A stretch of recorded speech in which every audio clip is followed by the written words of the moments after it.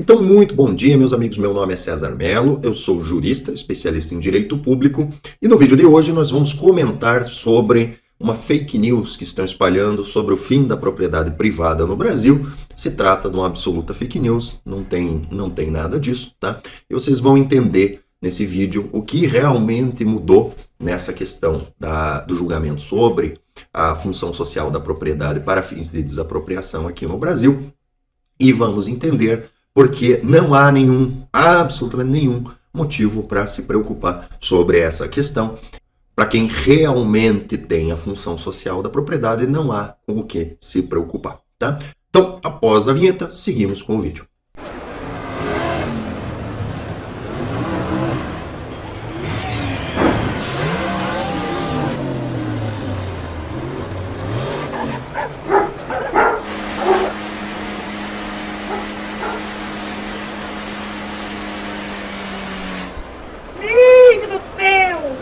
Pois bem, meus amigos, pois bem. Então a gente teve aí nos últimos dias um certo rebuliço sobre uma decisão da STF, que aqui para fins de contextualização, vou colocar aqui para vocês, né, a notícia aqui de 5 de setembro de 2026, que diz: função social é requisito para impedir desapropriação de terras produtivas, decide o STF.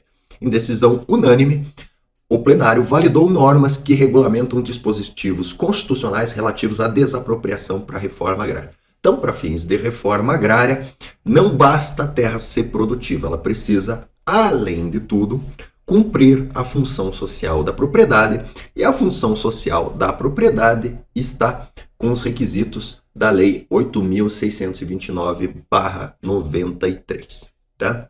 Então, contextualizando para vocês. Existe na nossa Constituição um artigo que diz que a propriedade é garantida no Brasil, e em seguida vem um inciso que diz que não é garantida, né? É o famoso garantido mas, é garantido mas, né? E como diz o bom ditado, né? Tudo que vem antes do mas deve ser desprezado, né? Então aquela pessoa chega para você e fala assim: não, você é uma pessoa muito bacana, não sei o que, tem modelo de mas. Tudo que veio antes você pode descartar, o que vem depois do mas é o que realmente importa, né? Então a nossa Constituição, ela garante a propriedade mas, né? Então não garante propriedade nenhuma, né? E em certo ponto da Constituição, vou mostrar para não ficar muito enfadonho o vídeo, né? Ela diz que os requisitos serão previstos em lei, e a lei que previu os requisitos é essa lei 8629/93, né? E essa lei veio e encheu de requisito, colocou um monte de requisito, inclusive requisitos que são excessivamente subjetivos, de pouca objetividade, né?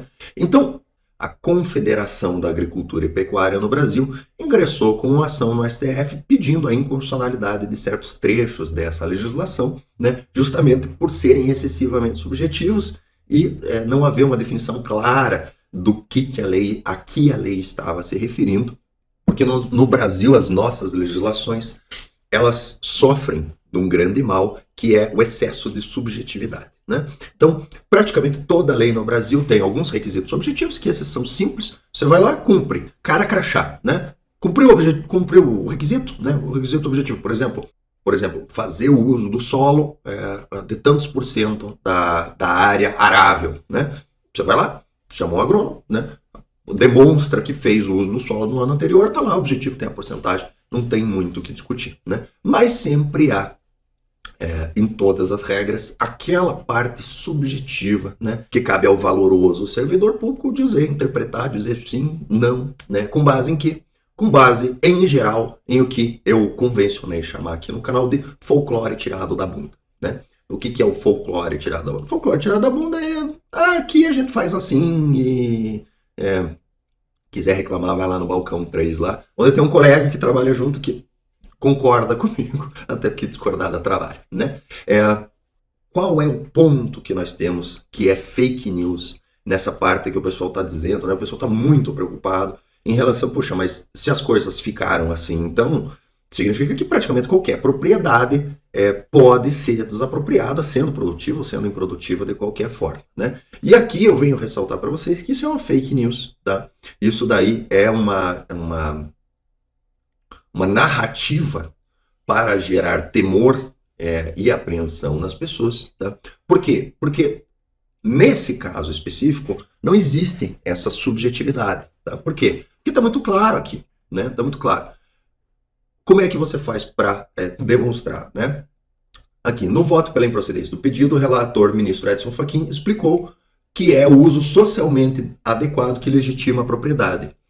Isso está claramente definido na lei. Né? E o que diz? Né? Segundo o artigo 186 da Constituição Federal, a função social é cumprida quando a propriedade rural atende simultaneamente, ou seja, são todos os requisitos, como a utilização adequada dos recursos naturais disponíveis, a preservação do meio ambiente e a observação da legislação trabalhista, que todos nós sabemos é extremamente, você já foi na Justiça do Trabalho? É extremamente objetiva, né? Então, esse temor que as pessoas estão tentando incutir em vocês, ele é absolutamente indevido, né? Inclusive, eu faço uma analogia, né? E desafio você que discorda de mim, a deixar nos comentários que eu tô errado, tá? Ter desafio a me fazer mudar de ideia, tá? A função social da propriedade é exatamente a mesma coisa que efetiva necessidade para porte de arma, tá? Então, qual é a definição legal de efetiva necessidade para porte de arma? O que o delegado achar que é. O que o delegado achar que é. Vai depender do quê? Se tá sol, se tá chovendo, né? Se a noite anterior foi proveitosa, se não foi, se apanhou da mulher antes de sair de casa, se não apanhou da mulher. Isso daí tudo faz parte da definição de efetivo. A qual partido político você está afiliado, de quem você é amigo, de quem você não é amigo, né? Então, a função social da propriedade possui a exata mesma definição da efetiva necessidade para fins de porte de arma. Exatamente a mesma coisa. Né? Então eu pergunto para você, conhece muita gente que tem porte de arma? Né? Tirando o pessoal que passou no concurso ano, porque quem passou no concurso ano tem o porte objetivo. Para eles é objetivo. Você passou no concurso ano? Passei. Então você tem porte de arma. Para eles é objetivo. Falando pro trouxa pagador de knife, né? O que está do lado da ponta do chicote, não do que está do lado, né, de quem maneja o chicote. Do lado de quem está na ponta do chicote. Né? Porque vocês sabem, a nossa sociedade é formada por dois grupos, né? Um grupo que entra com as costas e outro grupo que entra com a chibata, né? Então, nós que pertencemos ao grupo que entra com as costas, né? No caso, especificamente do porte de arma, né? Nós devemos comparecer, né, perante o que maneja o chicote e comprovar a efetiva necessidade. É só isso que precisa, né? O pessoal fica chorando aí, não, porque, o delegado negou meu porte de arma e tal. Meu amigo, se o delegado negou seu porte de arma, você não tinha efetiva necessidade. Mas tem um conhecido meu aqui, né, que é rico, bem relacionado, né, tem contatos políticos, etc, que tem a mesma vida que eu, igualzinho, a situação é a mesma, e ele tem porte de arma. Eu entro com a mesma situação, igualzinho, e o meu é indeferido. Né? Por quê? Porque você não tem efetiva necessidade, meu amigo. Ele tem, você não. Né? Quantas pessoas você conhece que tem porte de arma? Né? As que tem efetiva necessidade. Se você pediu, mas o cara tá me ameaçando, né? Sofreu uma tentativa de homicídio, né? No meu caso, sofreu uma tentativa de homicídio, né? No meu caso específico, eu não tinha efetiva necessidade, porque eu sofri uma tentativa de homicídio, né? E daí o processo, né? Poxa, tem todo um processo para você comprar a arma. Depois que você comprou a arma, daí você tem que fazer o pedido de porte. Todo esse processo, né? Demanda tempo, afinal de contas, o servidor público tá lá para cuidar das coisas dele, né?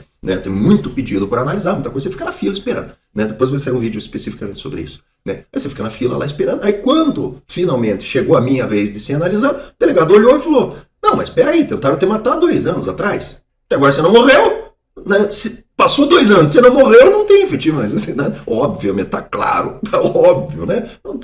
Se tivesse efetiva necessidade, tinha morrido, né? Mas que absurdo o negócio desse. Como é que o cara me faz uma argumentação ruim dessa, né? O cara vem aqui e diz pra mim, eu tenho efetiva necessidade que tentaram. Isso foi há 2 anos atrás, meu amigo. Foi há 2 anos atrás, né? Você tá morto? Não tá, então não tem, então não precisa, né? E daí negou o meu porte, né? Então, deixando claro para vocês, é fake news, tá? Isso daí é para produzir uma sensação de insegurança nos senhores, tá?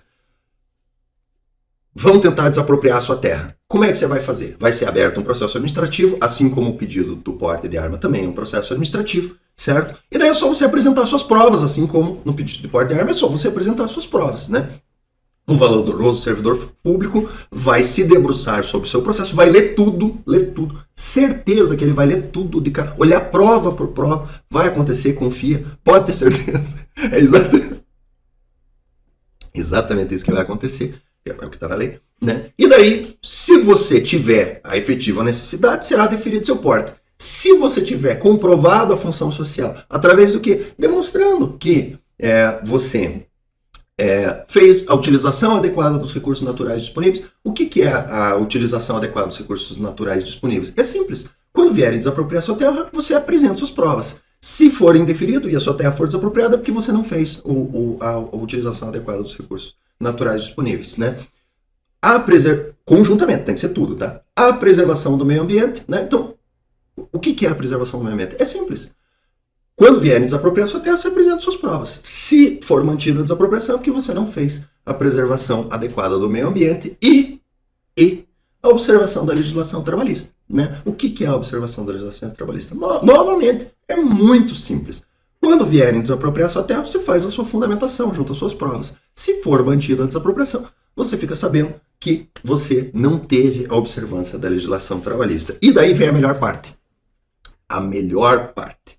Que quem maneja pedidos de porte sabe, essa parte é a melhor parte de todas, né? A parte que aquece o coração de quem já lidou com isso.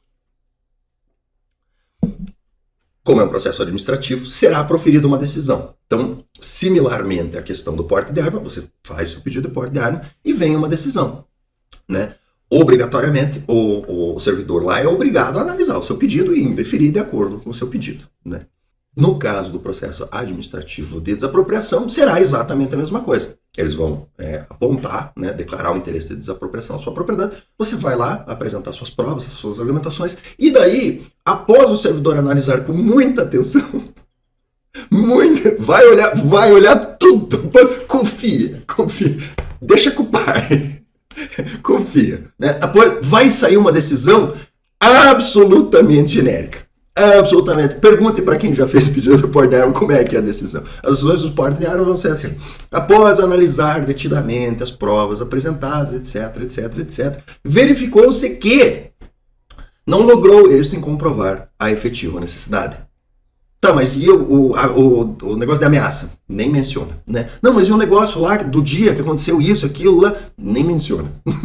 Genérico. Absolutamente genérico, né? Então, eu não sei porquê, mas eu tenho um feeling, né? Que as decisões de desapropriação vão sair assim, ó.